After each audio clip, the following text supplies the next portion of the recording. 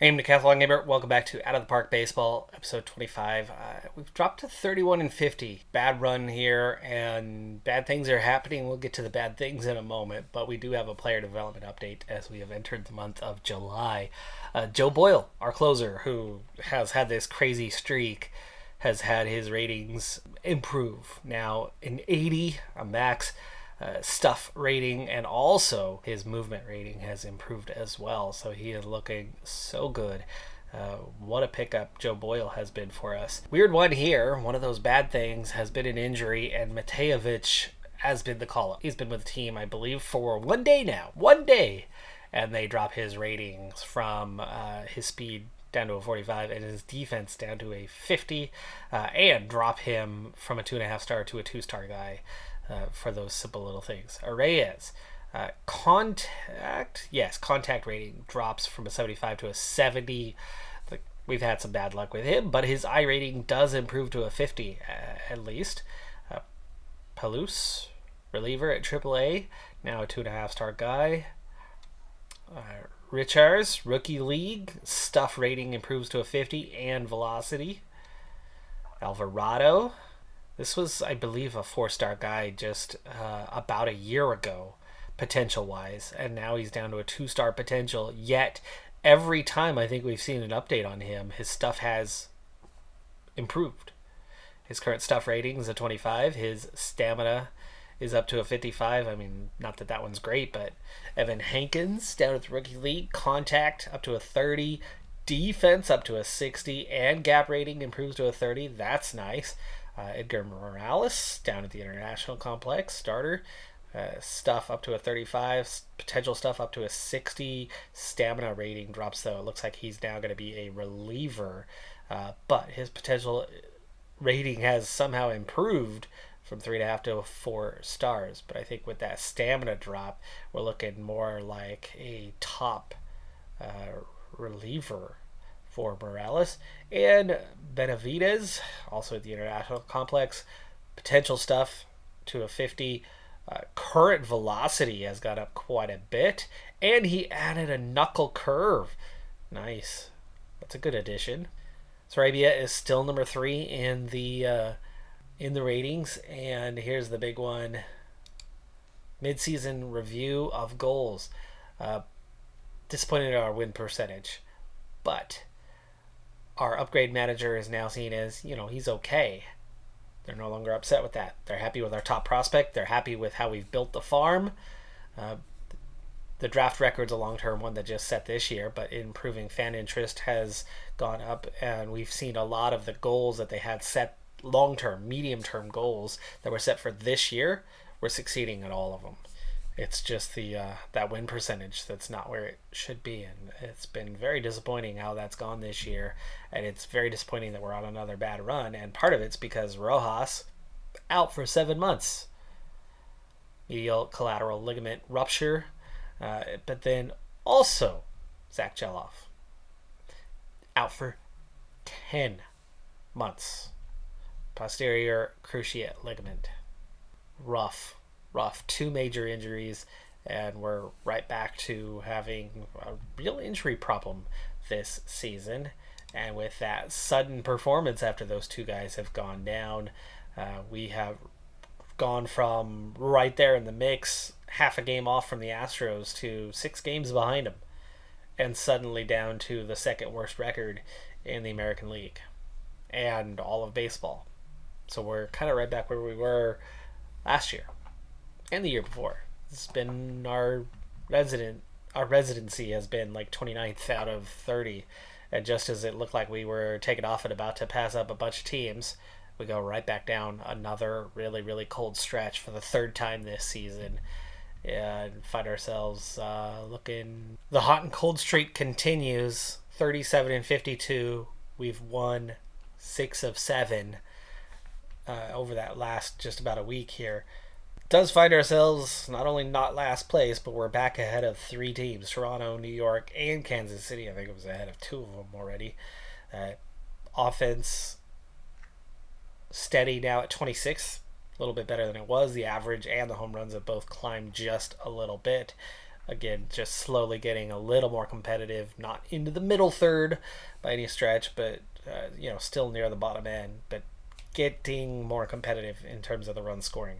But defense is and has been solid for quite a while here, with ERA in that upper third and really starting to help us win a few ball games. Still not climbing ahead of anything in the National League, which is very surprising, especially when the best record is Atlanta in the National League, and across the board, their last place team is ahead of 4 teams in the American League.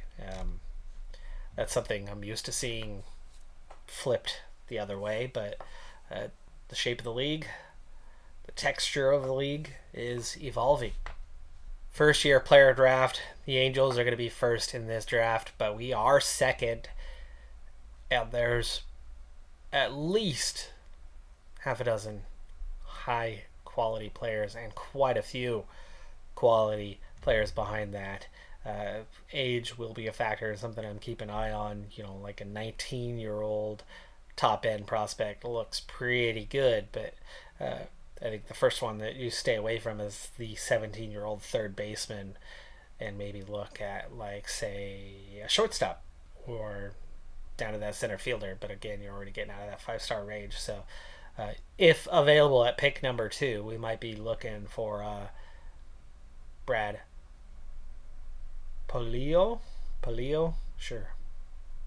They have not taken Polio. That means he is available. Let's see what we know about this Polio. He's contact 65, solid there. Gap power 60, power 65. All around just really good prospect. And he is slotted to be a shortstop, but looks like he might be a better second baseman eventually. But good enough to stay as a shortstop potentially. High school senior. This whole group is high school seniors. Having looked briefly at the other 4, Polio is the best option. His demand is a lot. Our remaining budget room is only $9.3 million, meaning I've got a very low chance of signing him. We're going to use up like our entire budget to try to sign this guy, which makes me think we're going to have to let him go, and others are going to have to take their chance on it. We're going to have to use this second pick on somebody that could be signed. I think you have to meet demand to sign any of these guys, as the signability is extremely hard, meaning it really, really takes the money they're asking. And we only have $9.3 million. And we're going to have to use all or most of it to go for this first pick. I mean, these guys are going to be asking for whatever it is that they're asking for, and you've got to offer it or you're not going to get them. So I think we need to look into the second tier of players at guys costing less than the $9.3 million. Looks like Jeff Greiner is somebody who is a little older at 19, and at just $2 million, he's somebody who might actually be able to get signed. His stamina is good enough to stay a starter. I think the best steal in that top 10 is got to be Jeff Greiner, especially when his demand is $2 million. We don't have to pay him slot. He's signable for $2 million. And as disappointing as it was to take Greiner and not necessarily the top players, I think we're looking a lot better. There's a lot of guys that are going to end up going.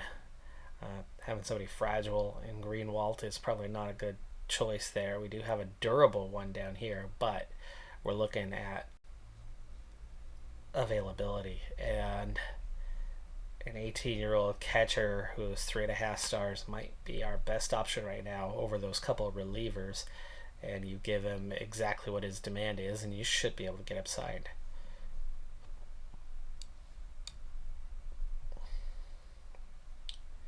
We're actually even going to offer that a little bit more for a slot. By underpaying on that first pick, it's allowing me to go after some of these better players that are still available, that are hard to sign, but have much smaller demands, that are just, good prospects. And I think this is a helpful tool, especially when we just didn't have the money to go after the big guy we wanted to go after. I would have gone after him had we been able to afford it. Being that we can't, options are limited. Once I get it... Once I get outside of these first 5 picks, I think I'll start looking at organizational needs and try to fill out a few of those positions in the lower part of the organization with what remains. But there's still, while this group's still available, you probably want to target these individuals. Here's a quick overview of the 20 picks that I made within the draft. A little too heavily weighted in one direction, but I very much was going for best player available. You'll see what I mean here in just a second. So we went with starting pitcher, Griner, catcher, Gillett. 3 more starting pitchers before we grabbed the first reliever, who was probably the first reliever even taken in the draft by that point, maybe. Certainly one of the first. We grabbed a second baseman in Morales and a shortstop after that, and then it really dried up the options. I got 3 fielders in this entire draft. Not good on that part. Certainly not good for us, but there's free agency, and it's real easy to go find what you need and pick it up out there because there's too many, especially with all those drafted players. So we got 2 more starters after that before then getting down into 2-star talent and what's left of it. So I grabbed a bunch of relievers, another 5, before getting down to 1.5-star talent only. By that point, a starting pitcher was all that was left. No fielders. So we got 1 more starting pitcher and then 4 last relievers to round it out. With that, I really need to take assessment of our minor leagues because we just added 15 more players to our rookie league, which is now sitting on 54. We've got 64 at the Dominican Rookie League, and there is some room for call-ups. AAA team sitting at 27 could certainly handle a few more between all the injuries and then those call-ups plus the injuries to AAA players themselves. We're down to a number that could see 1 or 2 players come up as a replacement from AA, which is a little too heavy at 36. But with 27 at the high A, would love to call up 1 or 2 players out of the regular A and maybe make room for somebody who's ready to come up, because 54 and 64 is too much, and I probably need to make a phase B trade or 2 if possible. I've had a real hard time with that this year trying to make any of those deals. I think I made 1, maybe 2, and that's been all that we managed, and there's a little too much of that not talented enough players, and maybe I just need to pick some of those out and part ways with them now to bring our numbers into a little bit more manageable. Because the problem with having 54 players and only 9 are on the field, and maybe you're going to see 16 to 18 of them play a day, is there's a lot of players sitting and waiting to play and barely playing, and then not developing, and then becoming less of a prospect than they would have been because they're not getting enough play time. It is a problem, and I really should be probably 50 players lighter than I am overall within the roster now. 15 of those just came out of the draft, but even then we were still heavy, as it were, and we still have 5 draft picks to go, which I think I already went with the pending offers for all because they have demands. Waiting an offer on Morales, 7th round pick. He wants $650K. Do I want to pay? Oh, it's the only second baseman out there. Yeah, we'll take it. 3 for 3 on the draftees so far, and the 3 that remain have all been offered what their demands were. So we should see a full 6 for 6 on this draft, including that guy we took first, right? $2 million when the slot called for 8. He asked for what he asked for, and we gave it to him. But our streak has continued. I mean, we've lost the last 2, sure, but we're at 39 wins. Definitely doing better than what we've done. We've been 9-5, I think, over the last handful. 6-4 over the last little bit shorter handful. Definitely improving that record just a little bit right now. Phase B deal, mostly guys that we don't need or prospects that are really young that do have some potential. In exchange for a prospect who is young with some potential, 2.5 star, but second base is a position I'm horribly short at. So we've got some positions of abundance, and this is going to help us thin things down a little bit to bring in, a new young guy who can help us long term and fill some gaps we have. Managing to pull together another deal, mostly of the worst players that we have in the organization, plus a couple guys who are certainly okay, but they're gonna be washouts, right? They're not gonna make that last step for us. These are guys like De La Cruz that I signed as a free agent. McCabe might have been a free agency signing, but these are guys that are stalling out at that 2-star level.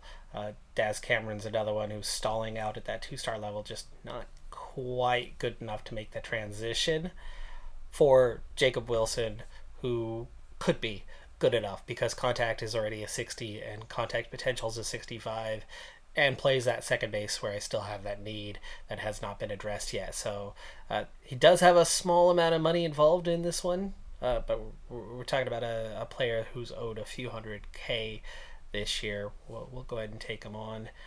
As again, I think he's given us something we do not have in the organization right now, and this already is starting to shed things by close to 20 players, at least more than 15 at this stage.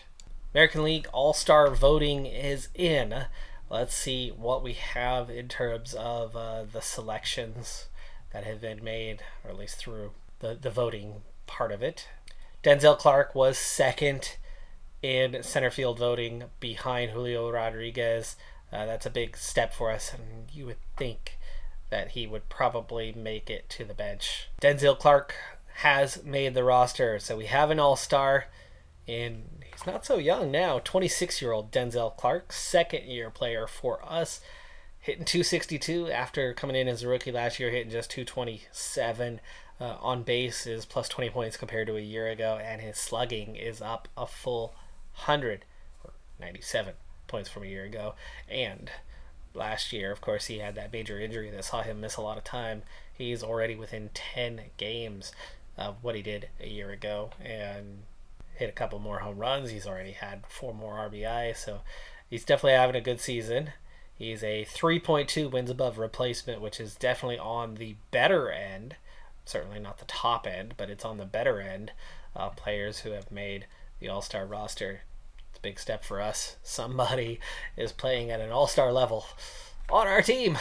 The All-Star prospects roster includes Emil Morales, who's at A level for us, third baseman, but also Saravia, even though he's hitting 151.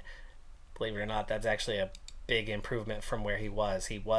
This is our big 5-star prospect, of course, who we just got in through the international free agency that we spent every last penny on just in January. But we immediately dropped him into A-ball so he could start getting experience. And so far, it's actually paying off. While we're not seeing like rapid development out of him or anything, we haven't seen changes in ratings, but we also haven't seen a drop in ratings, and he's still number 3.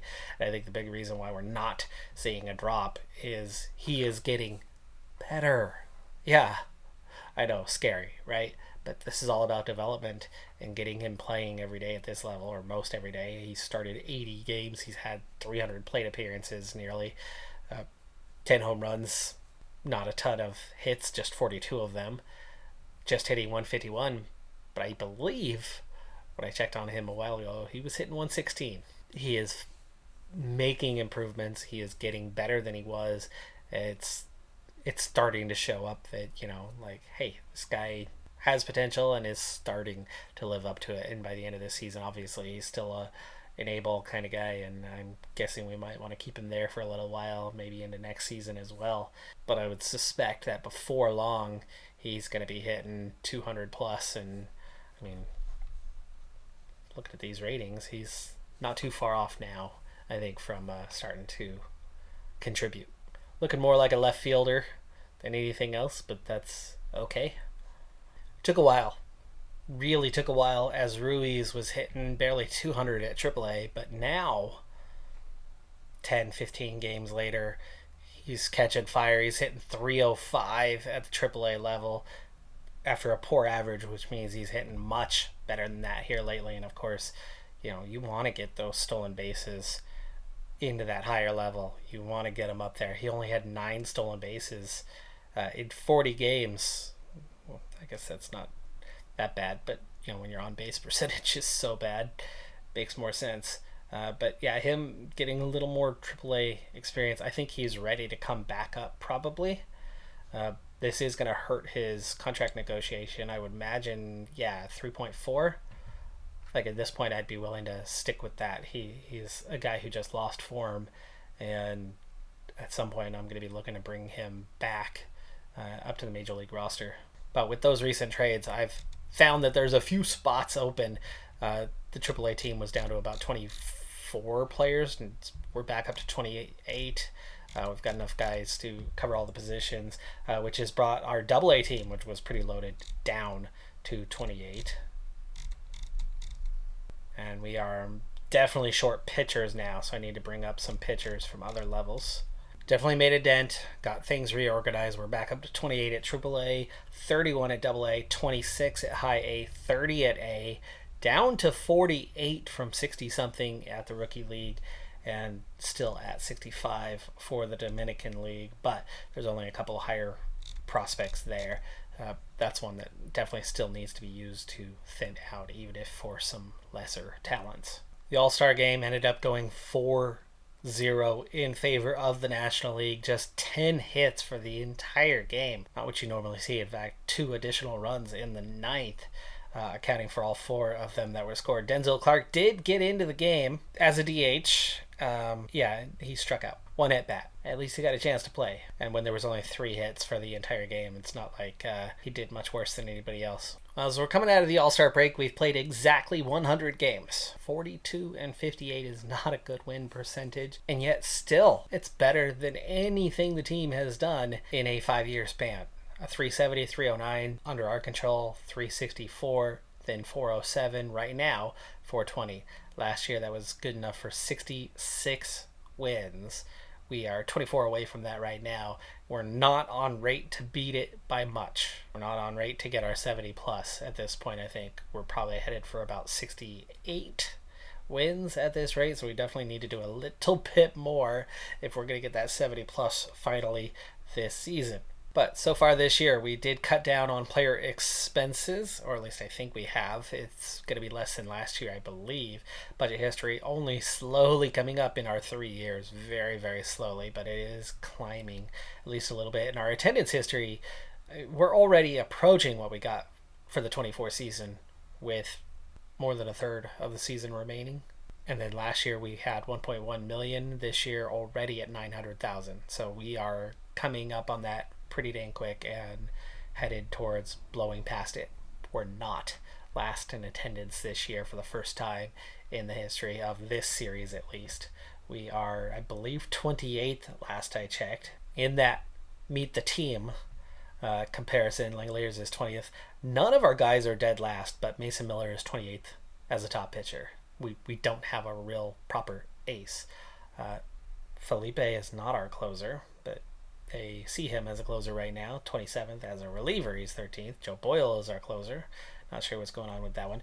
Total attendance has dropped off 1 spot. It's 29th now. So, but it again, not last. Not. Denzel Clark is 10th. He's looking pretty good, pretty competitive. Crawford, Geloff, like among our better players. And again, if we can just get a whole bunch of 20th best players, it's actually a step in the right direction. Just like having our minor league system where we had a lot of really bad runs in the last couple of years. This year, it's so clear the progress we've made. 5 of our 6 teams are first in their league, and the other one's not last in theirs. That is our one struggling level, but they were dead last year. This year, it's competitive at 32-55. We've made some moves here. We've pulled some guys up. Some records might get a little bit worse, but team top players, Clark, Miller, and Arraez. I'm not happy with the pay side on Arraez, but he's still one of our top guys. Sarabia, definitely our top prospect, and then it does drop off from there, but, things are looking good for us compared to where we've been. And it's a minor step, but right now we are on that verge of making a step, and we have some pieces lower down that, maybe we can splash some cash and make some moves to, get this team 5 more wins. It's probably not the way to do it. Gotta play the long game for this one, and that's just how it is. That's going to do it for this episode, though. I'm Decathlon Gamer. Like, comment, subscribe, and I'll see you next time. Have a good one. Be safe out there. Bye for now.